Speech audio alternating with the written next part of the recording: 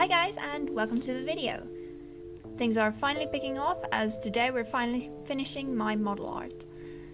One step closer to finishing this whole project. This is the third part in my series on redoing my Sona. So if you're interested, go check out the playlist, especially if you're interested in the design and branding process of everything. Now, there are a few ways to go about drawing the model, but the method I've seen most involves drawing the model one part at a time. Another method I saw mentioned a lot is drawing the model as you would like it to look in the end first, and then cutting it up into separate layers and adding on to the parts that need adding on to for the rigging process. This method feels a little too unstructured for me and maybe even too messy, so I'll be using the first one for the most part. But before I start drawing, I need to figure out my layers. This almost took me an hour to do, but we'll go over some of the layer separation as I draw, and I'll have a complete summary after showing you guys all the art. If you see any random windows pop up in the recording, I am so sorry. I accidentally recorded the entire screen for most of the process instead of just the window, so that's why that might be happening. I tried to edit it all out, but I might have still missed some spots.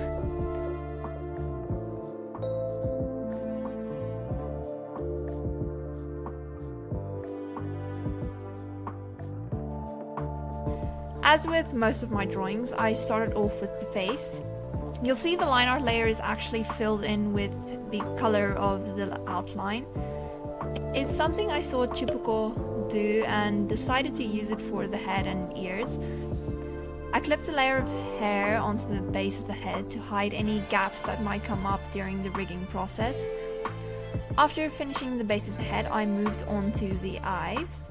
Each tiny lash is split into their own layer. This means I personally have 5 tiny lash layers, along with the top, side and lower part of the eye outline all being on their own layers. I just realized I had anti-aliasing turned up to max while drawing the first parts of the model, which explains a lot of the problems I've had with the rigging process so far. Some parts are getting a little blurry when I try to deform them, but that's okay, I just do my best here. Finishing up the iris was pretty simple. I condensed it down to 3 layers in the end. The base, the pupil, and then the 2 tiny highlights in their own layer. I might still separated it a bit more if things look a little weird when I start rigging. The speed paint won't completely align with what I'm talking about at the moment, since there was a lot of back and forth with most of the parts. Moving on to the mouth, I went with 2 mouth shapes, a cat-like one and a straight version. I assume it will be hard to rig the mouth if I try to do it with only the cat mouth. I made variants for both the top and bottom lip because of this. The details didn't really need any variants since the cat's mouth center is pretty straight. I wasn't sure if I should add color to the upper lip because it kept looking weird. I ended up just adding a little line on top of the lip line in the end. I did try to make up for it with a bit of color in the bottom lip. I kept everything in separate folders with their line art and color layers and planned to merge them all after drawing everything. I just kept it like this for the drawing process while I might still spot some gaps in places. Drawing the inside of the mouth felt a little silly. I gave my girl some fangs on her upper teeth. The bottom teeth needed to be in 2 parts, the front and the back, since in a way the jaw will be seen from multiple angles once the model is finished, especially when I'll be talking. So I added in an outstretched tongue since I plan to rig the tongue sticking out. I don't think I'll really use this a lot, but I want it so bad. Other than that, there's just the back of the mouth to fill in the gaps.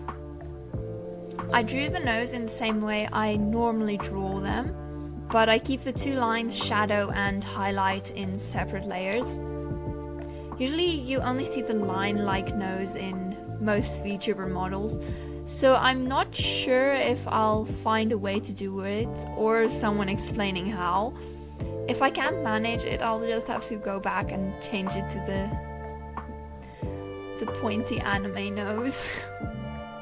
When I got to the ears, I realized there had been a huge oversight when designing her. I didn't give her a singular piercing, so I had to fix that real quick before finishing the model.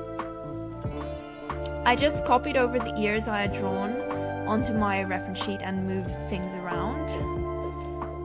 But this is what I came up with. I didn't record the process for that. Putting an industrial bar on the elf ear felt a little weird. I wasn't exactly sure where to put it. Because of all the piercings, the ears ended up having a lot of different little parts that I'm not sure will work right when I get to rigging. After finishing those ears, she started looking very animal-like to me. I think it was a combination of the downturned ears, nose and mouth shapes. To be specific, she was kind of looking like a cow-inspired character to me, even before I added the horns.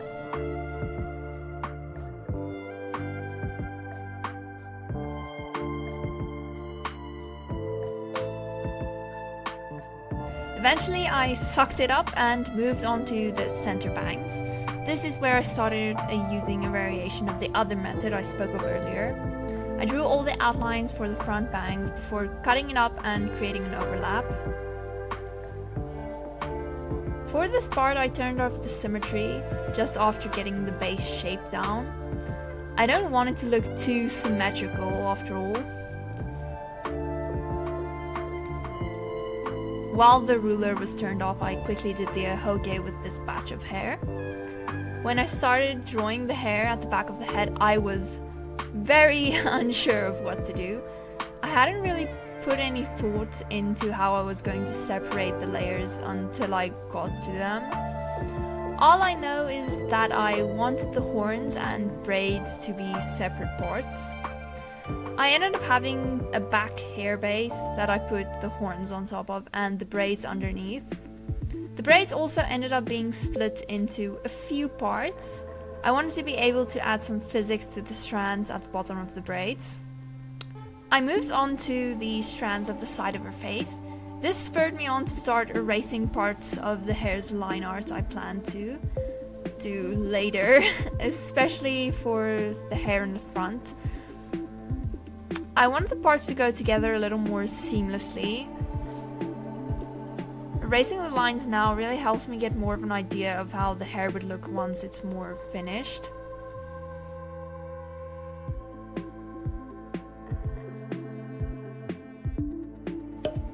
Just popping in to remind you to like the video, which I assume you do if you made it this far, and subscribe if you would like to see more from me in the future.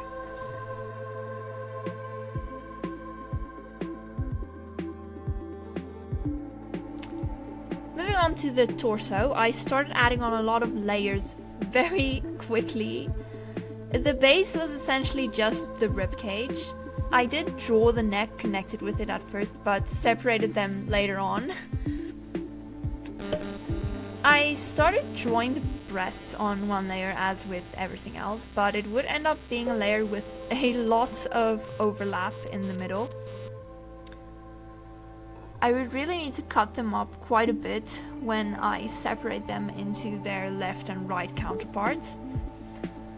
I also wasn't sure how to draw them since they would have a small part sticking out from under the shirt.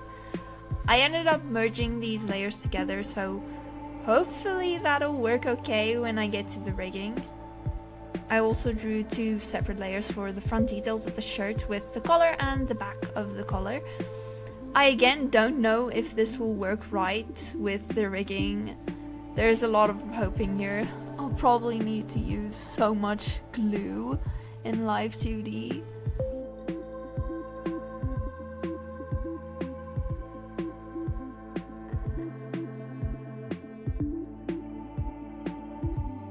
After finishing up the torso parts, I went into drawing the hat. This needs to be two separate parts since a part needs to be in front while the other part will be at the back of the head. I think this might be one of the many things I'll need to glue in the end. I don't think they'll be able to move in sync enough otherwise. Right as I finished drawing the hat, I was devastated. A problem had come up with the horns, hat, and bangs. The hat needed to be behind the horns, but on top of the bangs. That wouldn't necessarily be a problem until you realize the horns need to be on top of the hat while still being under the bangs. Stumped, I took a little break from drawing. When I came back, I had come up with a solution. Cutting the horns into two pieces, the top and the bottom, so that a part could be over the hat and the other part could be under the bangs. This will be another thing that'll need glue in Live 2D, but here's hoping it'll work like I hope it will.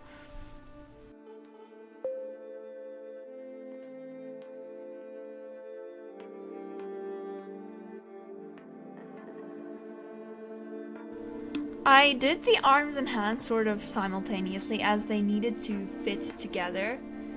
Things were about to start getting very asymmetrical though. I could use the same base, but they both have very different details. I also actually adjusted the angle the arms were at. The wide A pose on my reference sheet had felt a little too wide for the model. I also hadn't put any thought into how I was going to draw the hands, so I spent some time sketching them out. Eventually I got down a pretty nice sketch and went in with the line art. I did adjust the width of the wrist at that point since they looked a little too wide for that angle. I filled in the arms to hopefully not leave any gaps between the color and line art. After filling in the base, I turned off that symmetry tool and got into those details. For the hand that's supposed to blend into the bandaged arm, I made the wrist less of a stump and more of a bandage to overlap with the arm. I think it'll make for a more convincing joint movement when getting into the animation.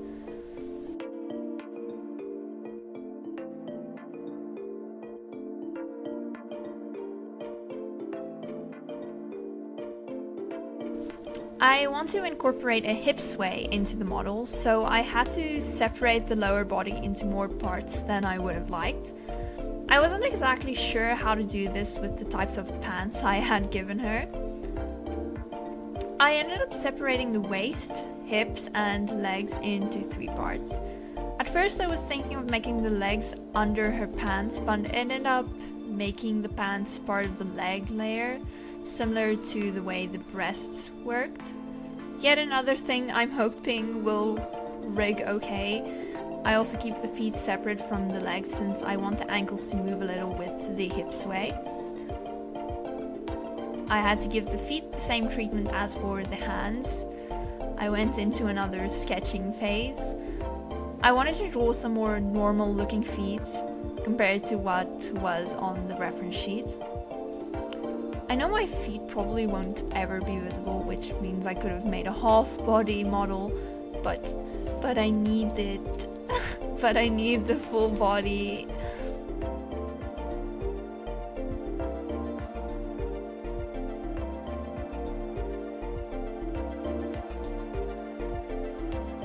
The rendering was a pretty straightforward process. I tried to keep the different parts mostly flat. Too many colors in one spot might make it harder for me to rig later on. I made sure to think about how the movement might work. Hopefully I didn't end up doing something unfixable in this part. I did one last thing before getting the model ready for rigging. I turned off the layer I'd been using as a backdrop and went through every single layer, making sure there were no gaps between color art and line art. It does already seem like I somehow still missed a few spots, but hopefully that those gaps aren't too big and won't mess too much with the rigging process. After finishing that, I started separating the parts from left and right. I did this from my point of view, so it's not right for the Live 2D software. I know this because I just started with the rigging a few days ago as of recording this. I've had to rename almost everything. After separating everything, this was when I decided it was time. I merged the different tiny folders into their body parts and exported the file as a PSD. I might still make some changes to the art separation as I continue rigging the model. I'll let you guys know what that is in the next video in the series, where I'll be rigging the model finally. Be sure to check out that playlist for the rest of the process if you haven't already. But here is the final model art. I think she looks very cute. I can't wait to see her come to life, I'm so excited. And here's a little montage of all the different parts I ended up with for anyone interested. You can use this as a reference, of course, if you're making your own model right now, but please do not use it as a strict guide. This is my first time doing this, and I'm expecting a lot more to go wrong than there already has.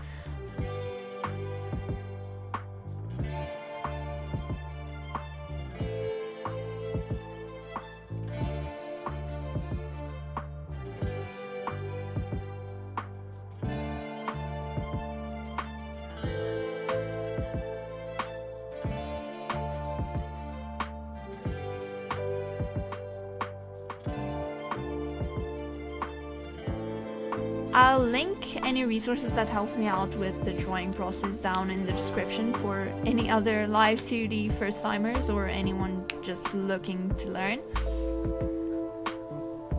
Thanks so much for watching. I hope to see you again next time. Bye bye!